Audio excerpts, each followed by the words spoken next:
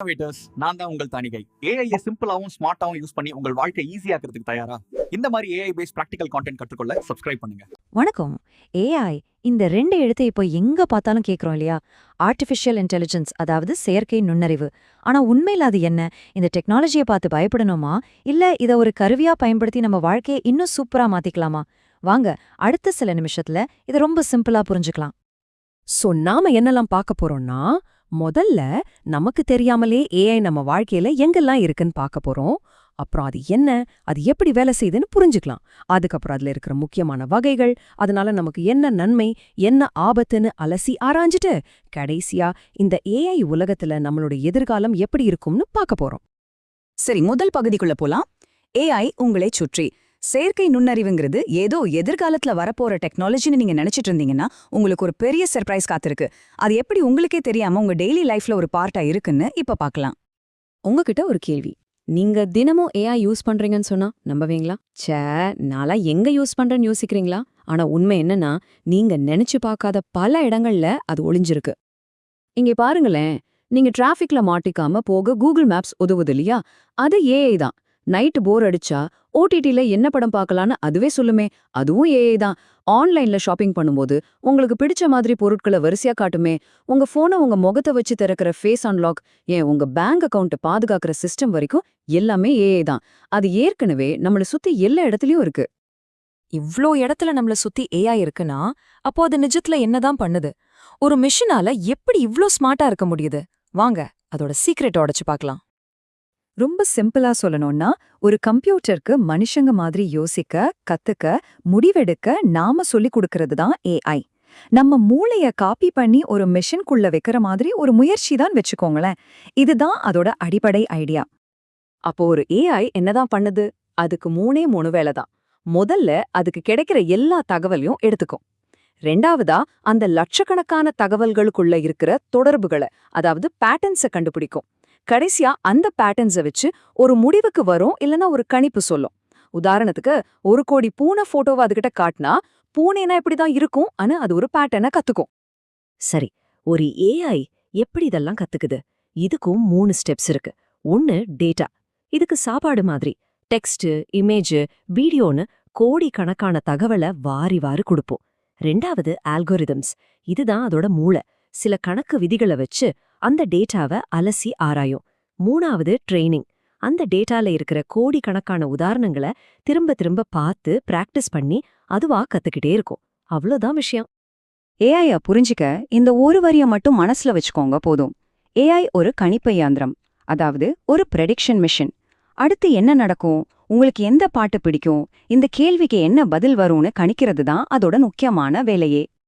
Okay, AI ஒரு prediction machine பார்த்தாச்சு. ஆனா எல்லா ஏஐயும் ஒன்னா இல்லதே இல்ல. இதுல என்னென்ன முக்கியமான வகைகள் இருக்குன்னு இப்ப பார்க்கலாம். 2 மெயின் டைப்ஸ் இருக்கு. 1, நேரோ ஏஐ. இது ஒரு குறிப்பிட்ட வேலைக்கு மட்டும் ஸ்பெஷலிஸ்ட். உதாரணத்துக்கு யூடியூப் உங்களுக்கு வீடியோ ரெக்கமெண்ட் பண்ணது இல்லையா, அது அவ்வளோதான் பண்ணும். இன்னொன்னு, ஜென்ரல் ஏஐ. இது மனுஷங்க செய்யற எந்த வேலை வேணும்னாலும் செய்யும். ஆனா ஒரு விஷயம், இந்த ஜென்ரல் ஏஐ இன்னும் உருவாகவே இல்ல. அது ஒரு சயின்ஸ் ஃபிக்ஷன் ஐடியாவா தான் இப்போதைக்கு இருக்கு. ஆனா இப்போ உலகத்தையே கலக்கிக்கிட்டு இருக்கிற ஒரு வகை இருக்கு, அதுதான் ஜெனரேட்டிவ் ஏஐ. இதோட ஸ்பெஷாலிட்டி என்னன்னா, இது வெறும் தகவலை அனலைஸ் பண்றதோட நிக்காது. பதிலுக்கு புத்தம் புதுசா ஒரு கவிதையோ, ஒரு படத்தையோ, ஏன் ஒரு மியூசிக்கையோ அதுவே உருவாக்கும். இங்க பாருங்க, ChatGPT, ஜெமினை மாதிரியான டூல்ஸ் டெக்ஸ்ட் உருவாக்குது. நீங்க நினைக்கிறத அப்படியே படமா மாத்த மிட்ஜர்னி, டாலே இருக்கு. வீடியோஸ் பண்ண ரன்வே, பிகா லேப்ஸ், ஏன் மியூசிக் கம்போஸ் பண்ண கூட சூனோ, உடியோன்னு வந்துடுச்சு. நம்ம கிரியேட்டிவிட்டிக்கு இது ஒரு சூப்பர் பவர் கொடுத்த மாதிரி. சரி, இப்போ நாணயத்தோட அடுத்த பக்கத்தை பார்க்கலாம்.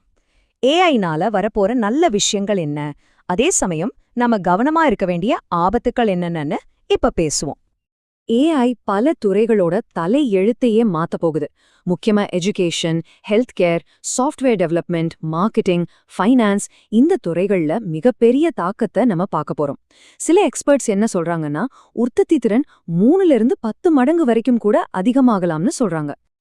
ஆனா இதுல ஒரு பெரிய ரிஸ்க் இருக்கு. அதுக்கு பேரு ஹாலுசினேஷன்.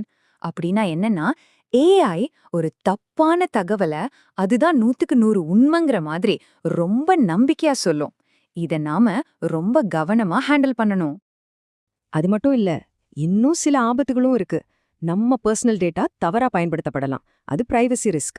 2வது, ஏஐக்கு கொடுக்கிற டேட்டாவே ஒரு பக்க சார்பா இருந்தா அதோட முடிவுகளும் பாரபட்சமா இருக்கும். 3வது, வேலைவாய்ப்பு. நாம புதுசா கத்துக்கலனா சில வேலைகள் மாறலாம். கடைசியா, எல்லாத்துக்கும் ஏஐயே நம்பிக்கிட்டு இருந்தா நம்மளோட சொந்தமா யோசிக்கிற திறனே குறைஞ்சு போயிடும். இப்போ எல்லார் மனசுலயும் ஓடுற ஒரே கேள்வி, ஐயோ ஏஐ என் வேலையை எடுத்துருமா? இதுதான் இப்போ இருக்கிற மிகப்பெரிய பயம் இல்லையா? உண்மை என்ன தெரியுமா? டெக்னாலஜி எப்பவுமே வேலையை அழிக்கிறதுல மாற்றி அமைக்குது. ஏஐ உங்க வேலையை எடுக்காது. ஆனா ஏஐ யூஸ் பண்ண தெரிஞ்ச ஒருத்தர் உங்க வேலையை எடுக்கலாம். இப்ப பாருங்க, prompt engineer, AI trainer, automation ஸ்பெஷலிஸ்ட்னு புதுசா வேலைகள் உருவாயிட்டே இருக்கு. இது ஒரு முடிவுல, இது ஒரு மாற்றம்.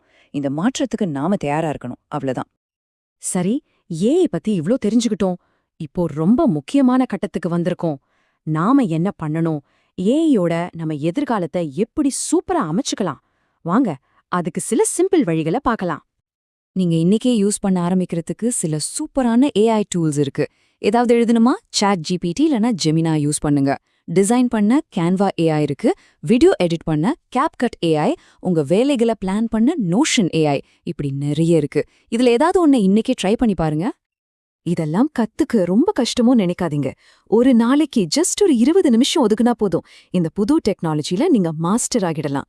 சின்ன சின்ன ஸ்டெப்ஸ் தான் பெரிய மாற்றத்தை கொண்டு வரும். ஒன்னு மட்டும் எப்பவும் ஞாபகம் வச்சுக்கோங்க. ஏஐனால செய்யவே முடியாத சில விஷயங்கள் இருக்கு. அதுக்கு மனுஷங்க மாதிரி உணர்ச்சிகளை புரிஞ்சுக்க முடியாது. அதுக்கு பொது அறிவு கிடையாது. எது சரி எது தப்புன்னு ஒரு மனுஷன் மாதிரி யோசிச்சு முடிவெடுக்கவும் முடியாது. சோ ஏஐ ஒரு கருவிதான். நீங்க தான் பாஸ். நீங்க தான் முடிவெடுக்க போறீங்க. கடைசியா இந்த ஒரு பவர்ஃபுல்லான வரியோட முடிச்சுக்கலாம். இது பயப்பட வேண்டிய ஒரு தொழில்நுட்பம் அல்ல, இது பயன்படுத்தப்பட வேண்டிய ஒரு தொழில்நுட்பம். ஏஐய புரிஞ்சுக்கிட்டு அதை சரியா பயன்படுத்துறவங்க தான் இனி ஜெயிக்க போறாங்க. இது ஒரு சவாலா பார்க்காம ஒரு வாய்ப்பா பாருங்க. இன்னோவேட்டர்ஸ், இந்த வீடியோவை கடைசி வரை பார்த்ததற்கு மனமார்ந்த நன்றி. வீடியோ பிடிச்சிருந்தால் லைக் மட்டும் போடாதீங்க, ஷேர் பண்ணுங்க, மற்றவர்களுக்கும் இந்த தகவல் சேரட்டும். அடுத்த வீடியோவில் உங்களை